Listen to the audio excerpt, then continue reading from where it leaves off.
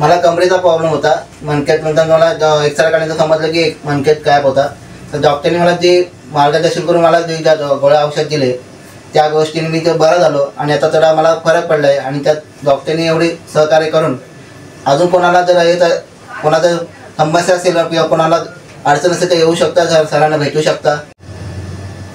नमस्कार मित्रांनो, तर मी डॉक्टर रवींद्र जाधव, डॉक्टर मित्र चॅरिटेबल ट्रस्टच्या माध्यमातून आपण सोमवार ते शुक्रवार रोज 3 ते 5 या वेळामध्ये मोफत दवाखाना सुरू केलेला आहे आणि तो गोरगरीब बापड्यांसाठी.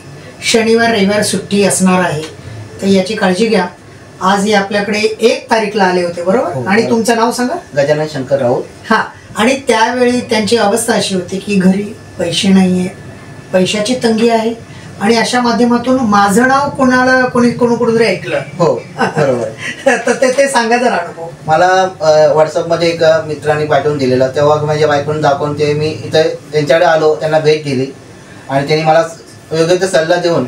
तुम्हाला काय त्रास होता तो सांगा. आणि मला कमरेचा प्रॉब्लेम होता. मणक्यात नंतर मला एक्सरे काढल्यानंतर समजलं की मणक्यात गायब होता. तर डॉक्टरने मला जे मार्गदर्शन करून मला जे गोळ्या औषध दिले त्या गोष्टीने मी ते बरा झालो आणि आता थोडा मला फरक पडला आहे. आणि त्यात डॉक्टरने एवढी सहकार्य करून अजून कोणाला जर हे तर कोणाचं समस्या असेल किंवा कोणाला अडचण असेल तर येऊ शकता, सरांना भेटू शकता. येस. आणि हे सांगण्यासाठी हे दादा आज इथे उभे आहेत, म्हणजे लोकांनी सुद्धा त्याचा फायदा घ्यावा अशी माझी सुद्धा इच्छा आहे. आणि तो गरीब आहे, त्याच्याकडे पैसे नाही आहे म्हणून त्याने घरी थांबू नये. माझ्याकडे हळूहळू आता औषधांचा साठा सुद्धा मी जमा करत आहे आणि त्या माध्यमातून माझ्याकडे जे काही इंजेक्शन, औषधं आणि गोळ्या उपलब्ध असतील ते सुद्धा मी तुम्हाला फ्री देणार आहे. तुम्ही विचाराल माझी फी काय, तर काही नाही आहे.